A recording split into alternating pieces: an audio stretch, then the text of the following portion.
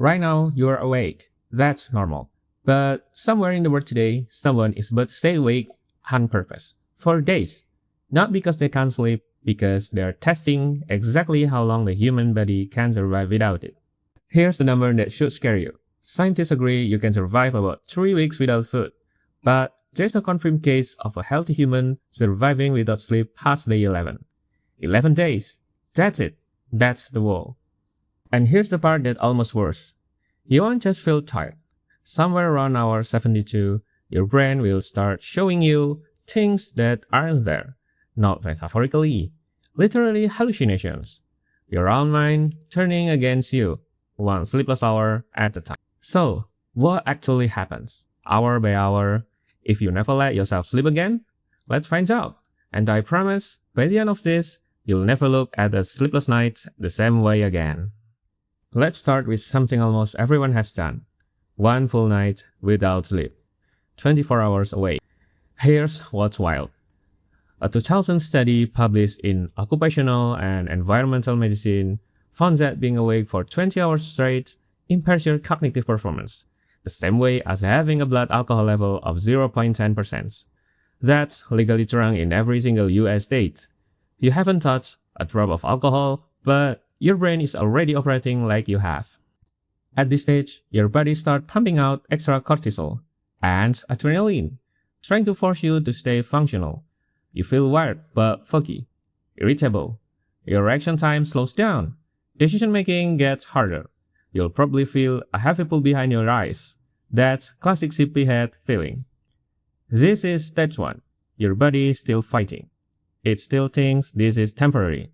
It has no idea what's coming. 36 hours in, and something changed. This isn't just tiredness anymore. Your coordination starts to go. Your balance gets shaky. Simple physical tasks, things you'd normally do without thinking, suddenly require concentration. Researchers studying sleep-deprived individuals at this stage documented a sharp decline in attention span and reaction time, along with a new and dangerous symptom called microsleeps. A microsleep is exactly what it sounds like. Your brain forcibly shutting down for a few seconds without asking your permission. You might be standing up, you might be driving, and for 2, 3, maybe 5 seconds, you are technically, briefly asleep, and you won't even know it happened. Your emotions start to unravel too. Mood swings, sudden irritability. Some people report mild depersonalization, a strange sense of being slightly disconnected from their own body, like you're watching yourself from a few feet away. Your brain isn't broken yet. 2 full days, 48 hours. This is where most people physically cannot stay awake without external stimulants, and where the damage moves from uncomfortable to genuinely dangerous. Here's something almost nobody talks about. At 48 hours, your immune system takes a direct hit. Studies measuring natural killer cell activity, the cell responsible for fighting viruses, bacteria, and even early-stage tumor, found significant decline after 2 days without sleep. Your body in real time is becoming less able to defend itself. Cognitively, this is where things get strange. Anxiety intensives. Some people start experiencing brief moments of euphoria, almost like a high, alternating unpredictably with dissociation and disordered thinking. Your brain, starved of the maintenance sleep is supposed to provide, starts misfiring in ways that don't make emotional sense. And this is also where complex hallucinations begin for some people. Not flashes of light, actual shapes, pattern, objects that aren't there, slipping into your field of vision, like your brain is trying to dream while you're still technically awake, because in a way it is. 72 hours, 3 days. This number researchers consider the threshold where sleep deprivation starts to resemble something much darker, psychosis. A systematic review of sleep deprivation studies found that by the 3rd day without sleep, hallucinations appear across all 3 sensory categories: visual, auditory, and even touch. You're not just seeing things, you might start hearing voices that aren't there, or feeling sensations on your skin that have no physical cause. Researchers describe the resulting state as clinically resembling acute psychosis. Your sense of time starts dissolving. People in these states often can't accurately say how long they've been awake or what day it is. Paranoia creeps in. Some studies documented participants developing delusions, false beliefs they were completely convinced were real. And through all of this, your body urge to sleep becomes, in the world of researchers, uncontrollable. Your brain is now actively fighting your conscious will, trying to force shutdown by any means necessary. This is the point most people physically cannot push past on their own. But one person did, and what happened to him changed sleep science forever. In December 1963, a 17-year-old science person named Randy Gardner decided to break the world record for staying awake. No drugs, no medical stimulants, just Coca-Cola, loud music, cold shower, and sheer willpower. 11 days later, 264 hours, almost exactly 11 full days, he did it. A Stanford sleep researcher named Dr. William Timmins monitored his final 3 days. By that point, Gardner's speech was slurring. His memory was failing mid-sentence. He started misidentifying every day's object.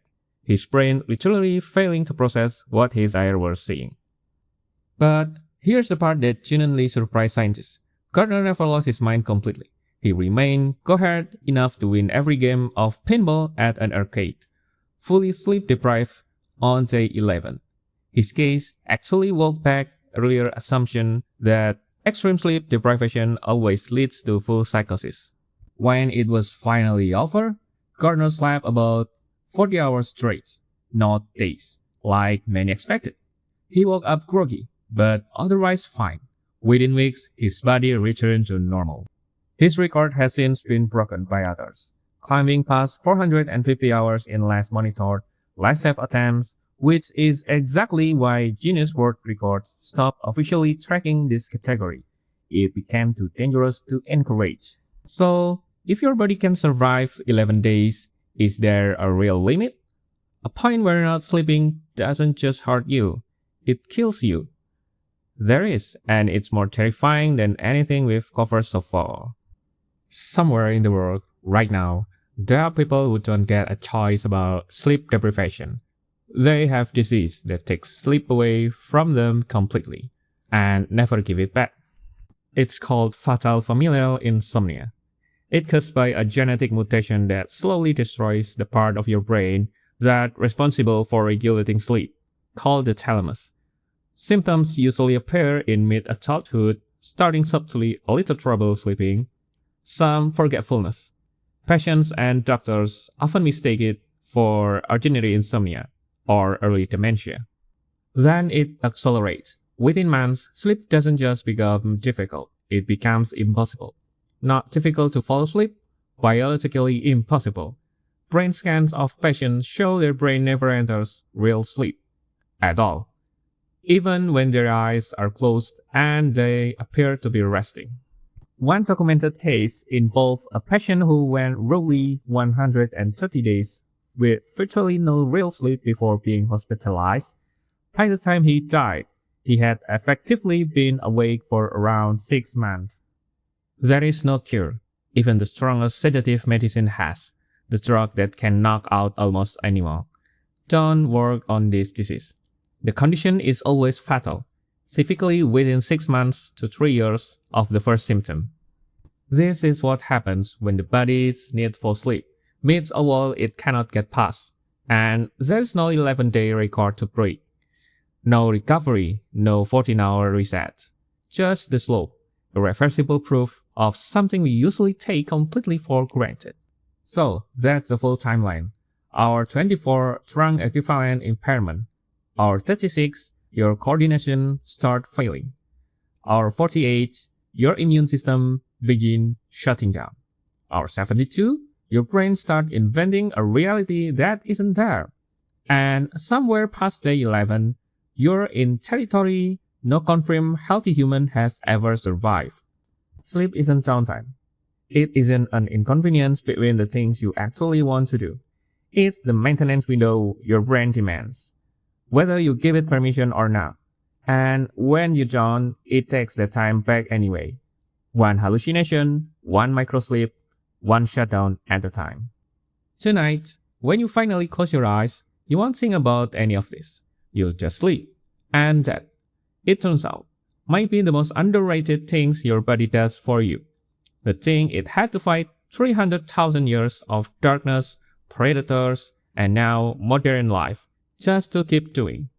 You're not weak for needing sleep.